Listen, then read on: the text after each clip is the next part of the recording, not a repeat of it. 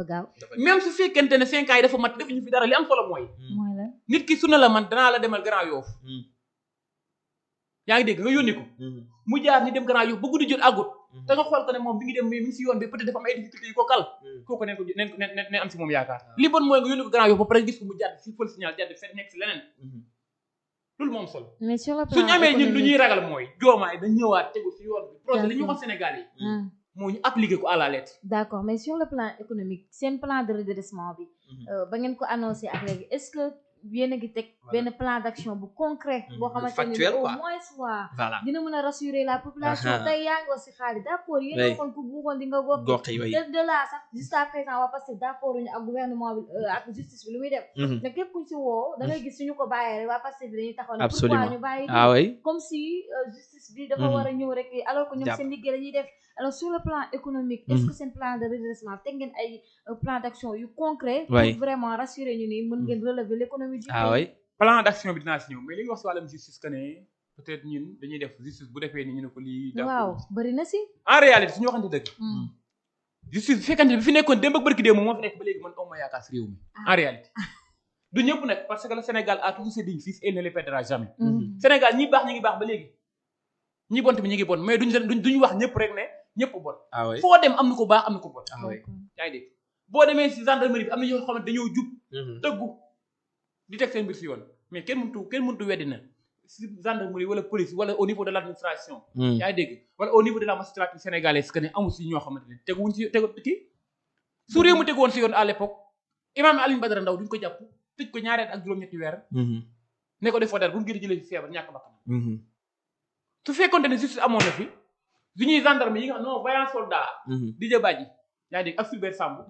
duñ disparaître président bi fi nekkoon waxu si gisuñu si magistrat boo xam defoon si liggéey à l'époque et bu si nar ay leeral bu si nar am léegi nii la yaa dégg su fekkoonte ne justice bi jaaroon amoon na fi duñ jàpp lu mat près de 2000 personnes yaa dégg 1000 et quelques personnes tëj leen si kaso bi da defuñu dara ngir politique justice Sénégal bu fekkoonte ne lépp jaar na yoon dossier politique ay affaire Adji Sarr du fi am ay 24 personnes ñàkk seen bakkan kon mënuñu bañ a wax ne justice bi am na problème su fekkente ne même justice boobu moo fi nekkoon moo fi nekkaat te yaakaar naa ñi fi nekkoon boobu ñoom ba léegi ñoo fi nekkaat kenn deewu si kenn toxu fi ñu ngi fi ba léegi su fekkente ne ñoom lañu bëgg a liggéeyee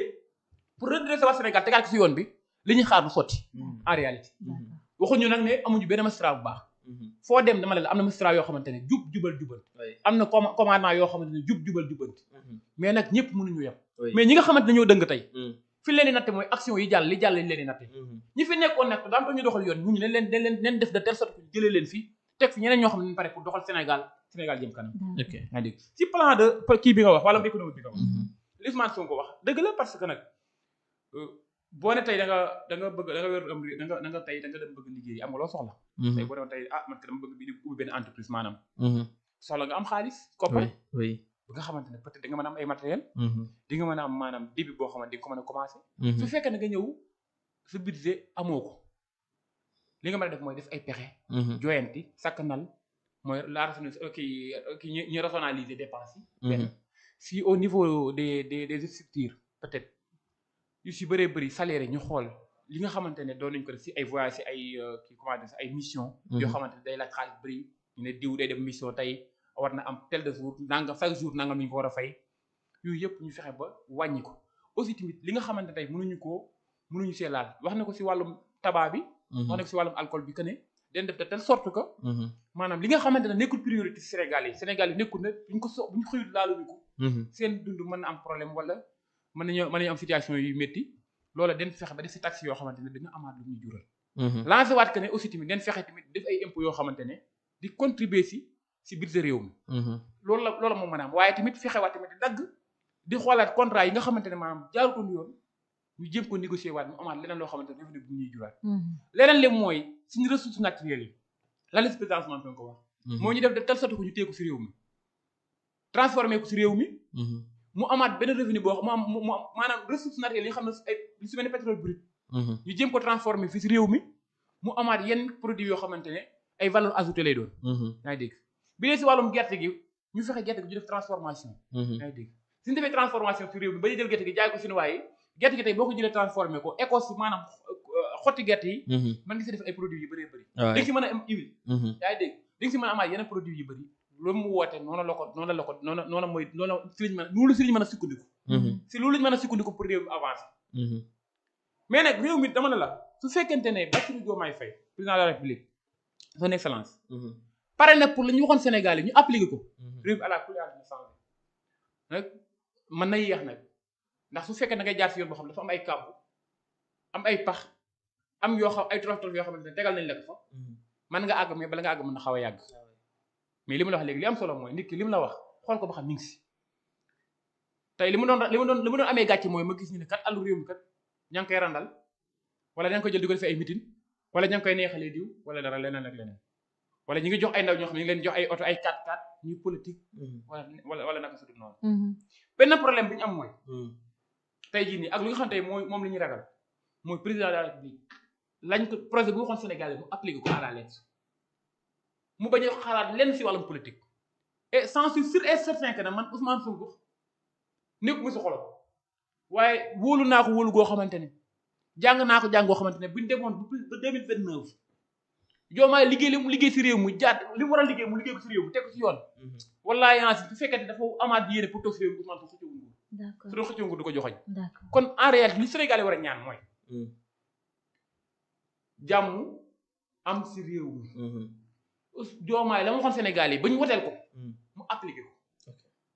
su ko defut lu mooy dafa dem xool ñi nga xamante ne en 2024 taxawoon nañ ngemb Sénégal yi du mooyu leen bañ leen a voté Diomaye bëgg jëlaat Sénégal yi yow delloowaat leen si ñooñu trahison day am far force te boobaa réew mi du dox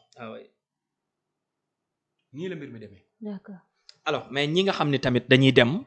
commencer di attaquer le président bay dem ci page am di wax du n'importe quoi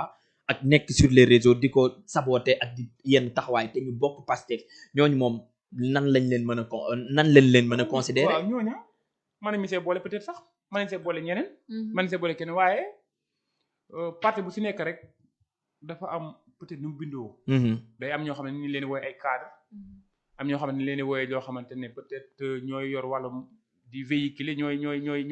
médiatiser am ñoo xamante ne ñooy comédiens yi am ñoo xam ne ñooy géwél yi am ñoo xamante ne ñoo maanaam programme sax ñoo la ñuy wooye ñoo ñëw fekk ci mbir mi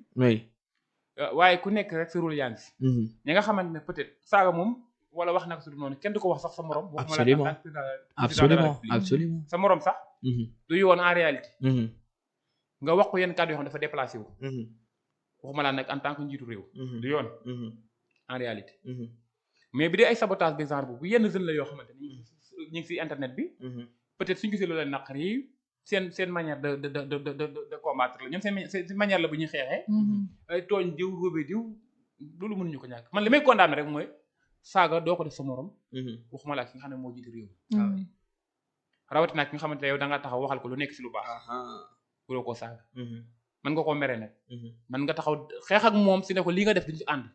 nga teg ko si nag si élégance bu mat sëkk ak yar ak tegg ok voilà d'accord mais nag sant yàlla ba nga xamante ne gisoo fi benn leader bu mag bu bokk Pastef bu génn wax naka su dul noonu ñoom ñëpp ñi ngi négocier ñi ngi def pexe li ñuy ñaan rek mooy yàlla def Diomaye xam lan la ko Sénégal yi di xaar mu nekk si réew mi nag li ma ko waxee léegi réew mi mus su ñàkk bañkat aar bu réew mi naree dugg gaay dem dina am ñu génn na du si daal loolu Diomaye tamit il faut mu xam ko ok davantage nga xam ne réew mi lu fi Macky Sall def luñ nangul doon Macky Sall duñ ko nangul duñ ko nangul Diomaye duñ ko nangul Sonko su nekkee si réew mi bëgg a doxal loo xamante ni d'accord te gëm naa Diomaye ñëmu def loolu su ko defee dañuy génn na ko li ñuy d'accord jàmmaar la moom ok loolu moo am Mame Diarra d'accord mais tey jii loolu est-ce que les yenn leaderu Pastef yi amuñu si part de responsabilité ndax jusqu'à preuve du contraire Diomaye ba léegi moo ngi